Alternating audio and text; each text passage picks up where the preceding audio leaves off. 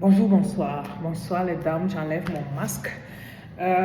Voilà, vous allez vous demander pourquoi j'ai encore un masque. C'est très bien parce que ça sera justement le thème de la vidéo d'aujourd'hui. Vous savez, je sais qu'à cause de la Covid, nous sommes tous devenus sceptiques en ce qui concerne les vaccins. Ça ne fonctionne pas, on a besoin d'une dose, deux, trois, après ça devient, on ne sait pas, interminable. Ça fait qu'on on a entendu beaucoup de choses. Les idées, les réflexions se sont contredits. Il y a des trucs, il y a beaucoup de choses qui se sont mélangées. D'accord, d'accord. Très bien, ça c'est ce qui concerne la Covid. Ça a donc fait en sorte qu'on a mélangé les choses de telle sorte que même les vaccins importants sont en train d'être négligés. D'accord. Et là, je m'adresse aux femmes enceintes.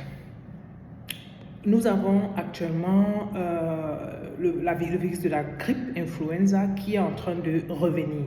Je parle aux femmes vivant dans des pays froids. D'accord?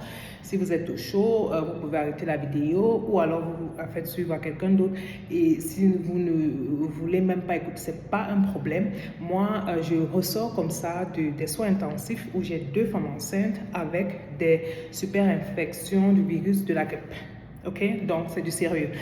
Si vous voulez faire du sceptique ou quoi que ce soit, il n'y a pas de souci, il faut laisser.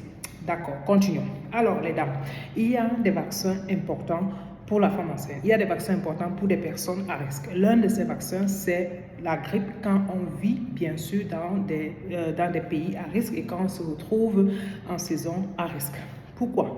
La femme enceinte, système immunitaire affaibli comme la personne âgée.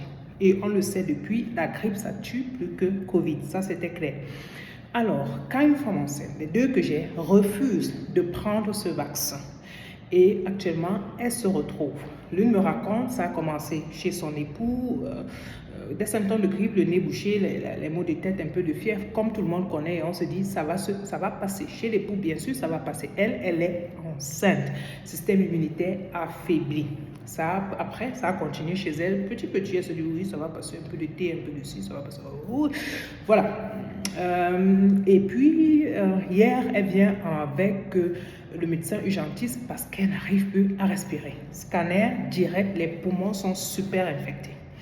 Elle a besoin d'oxygène, elle a besoin de respirateur et tout le reste.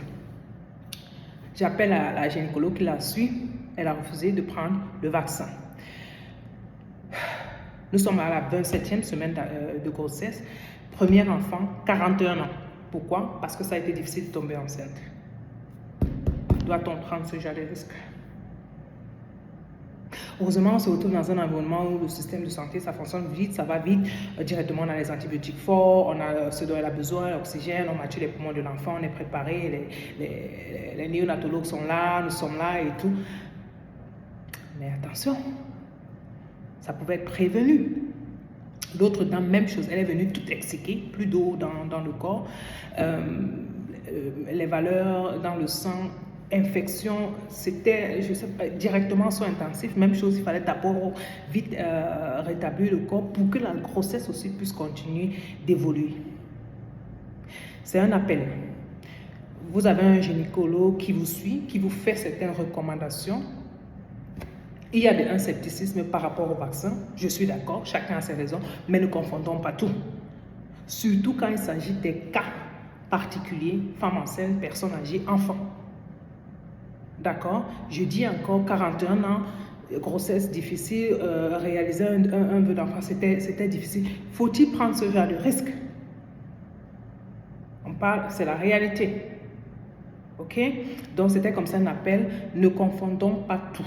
Il reste encore des vaccins importants et les vaccins sont importants pour prévenir certaines maladies. Il y a des vaccins qui ont fait leur preuve. Faites attention à vous. C'était Dr Letty, le docteur à qui les femmes ont confiance, les hommes aussi.